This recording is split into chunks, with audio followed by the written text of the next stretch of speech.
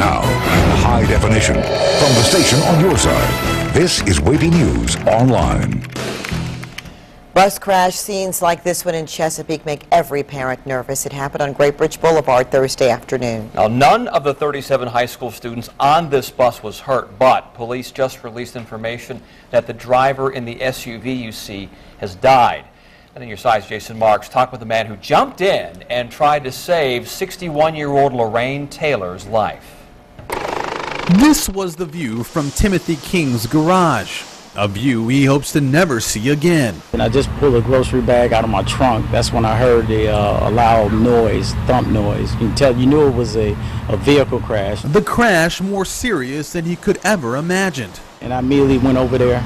It looked like the folks was in shock. 37 students from Great Bridge High were on the bus. It appeared the school bus was full of kids. It was headed down Great Bridge Boulevard. Police say that's when an SUV pulled in front of the bus. You can hear the kids in the school bus hollering. King focused his concern on 61-year-old Lorraine Taylor, who was driving the SUV. You know, it was obvious somebody's mother over there, so I hope they do the same for mine. Her car ended up wedged under the bus. I was able to get the keys out to turn off the vehicle, and then she was breathing. It was obvious because she popped. She came to.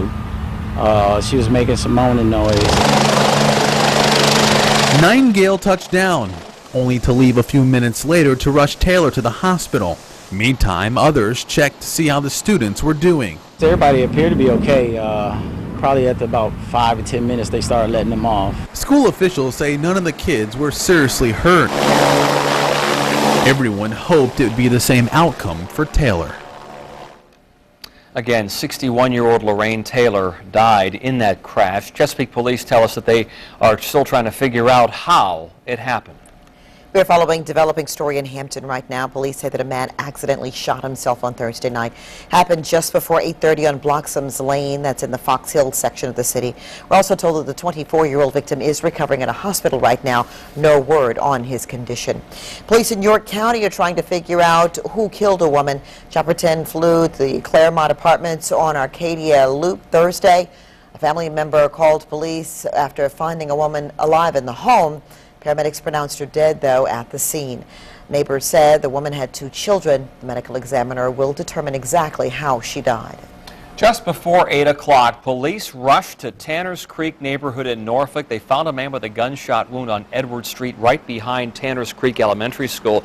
Police say the victim was talking when they arrived. Medics took him to the hospital, and he's expected to recover. But there's no word yet on suspects or motive.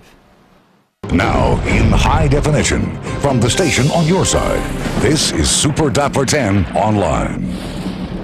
And a very warm evening after the hottest day of the summer thus far. We had 98 degrees.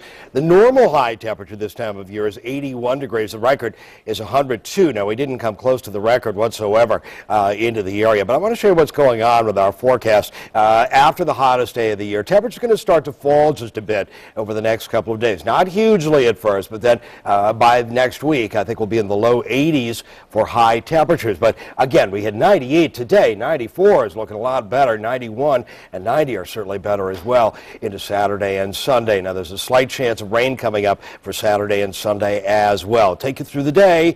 Here's what's going on. Tomorrow morning at 9, 82 degrees, partly cloudy skies. Sunshine and cloud cover 88 at noon. 3 o'clock, sun and clouds. Again, 94. There's a slight chance of an afternoon shower or thunderstorm, really even on Friday during the day. But again, we are looking at temperatures to cool off just a tad for Friday. 94 degrees, 91 degrees on Saturday, Sunday 90, and then we're looking at the 80s for highs coming up into next week.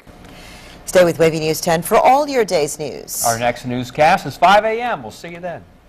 Now, in high definition, from the station on your side, this is WAVY News Online.